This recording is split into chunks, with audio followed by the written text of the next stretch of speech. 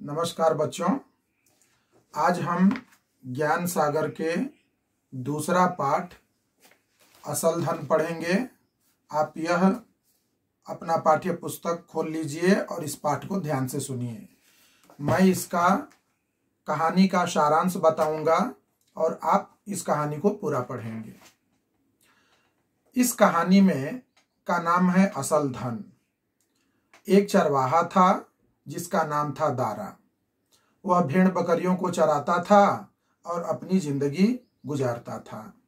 रूखी सूखी रोटी, 2 वक्त का भोजन उसे मिल जाता था। टूटी झोंपड़ी में रहता था, लेकिन गरीब चरवाहा होते हुए भी वह बहुत बुद्धिमान समझदार था।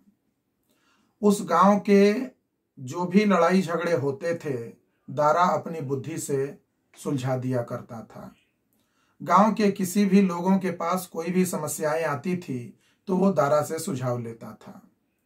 लोगों में दारा की चर्चा होने लगी कि बड़ी बुद्धिमान है, बहुत ही समझदार है, हर समस्याओं का समाधान उसके पास है।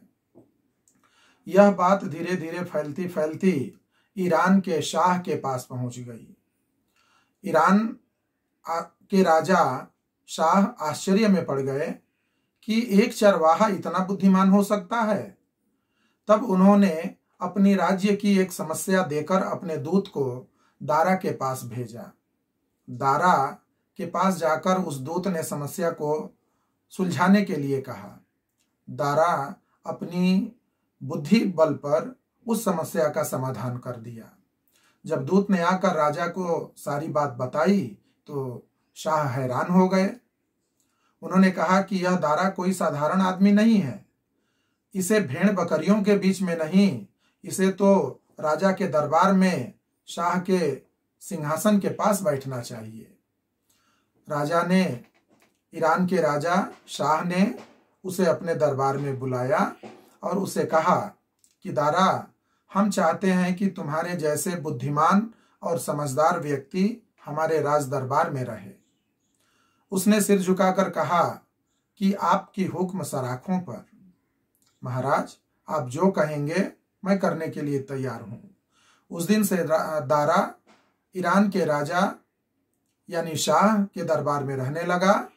शाह अपने राज्य से संबंधित सारी समस्याओं को उसे बताते थे और सारी समस्याओं का हल वह चुटकी बजाकर कर देता था। शाह उसकी बुद्धिमानी और समझदारी को देखकर उससे बड़े आकर्षित हुए और उसके साथ रहने लगे, ज्यादा समय उसके साथ बिताने लगे। यह देख करके बाकी दरबारी लोग जलने लगे उससे। वे उसके बारे में शिकायत करने लगे ताकि शाह दारा से दूर हो जाए। तब दारा को श्रेष्ठ बताते हुए शाह ने उन दरबारियों को डांटा कि तुम लोग दारा के कुशलता से, उसकी बुद्धि से, उसकी समझदारी से जलते हो। तुम्हें अपनी कमी को सुधारना चाहिए और स्वयं को दारा के समान बनाना चाहिए। दारा को महत्वपूर्ण स्थान शाह ने दिया, लेकिन उन्होंने दरबारियों की बात को नहीं सुना। एक दिन शाह के मन में यह ख्याल आया कि क्यों न इन दरबारियों की परीक्षा की जाए। इसलिए उन्होंने दारा से कहा कि आपको मैं उत्तरी ईरान का गवर्नर बनाकर भेज रहा हूं, आप यहां से चले जाएं। वहां की प्रजा में बड़ी असंतुष्टि फैली हुई है और वहां के लोग उदास हैं।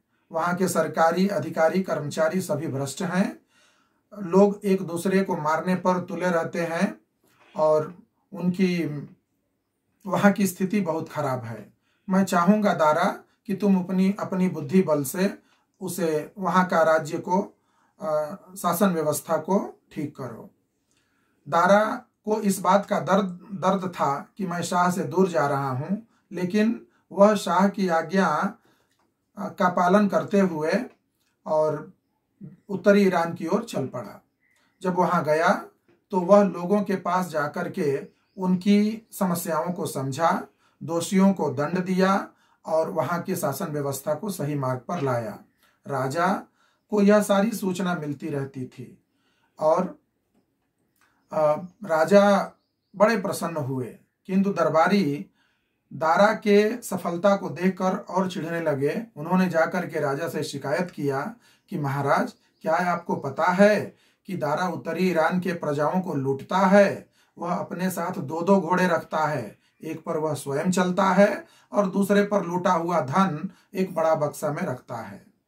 तब राजा दरबारियों के मन के संदेह को मिटाने के लिए उत्तरी ईरान से दारा को बुलाया और कहा कि दारा, तुम बताओ कि इस बक्से में क्या रखे हो।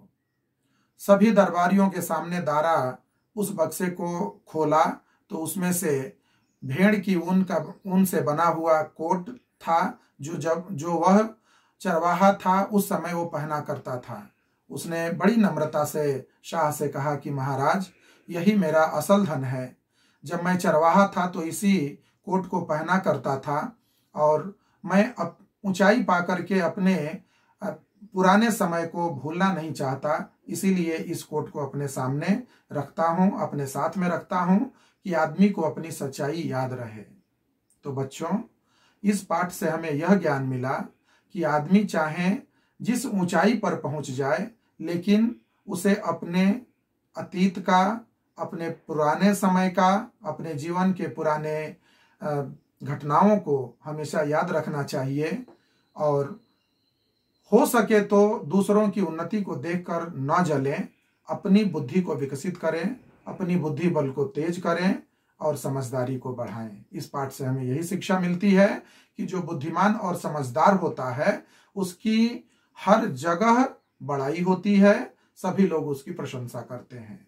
तो हम यही आशा रखेंगे कि आप भी इस पाठ को पढ़ने के बाद अपने विचार को दारा के जैसे बुद्धिमान और समझदार बनाएंगे। धन्यवाद।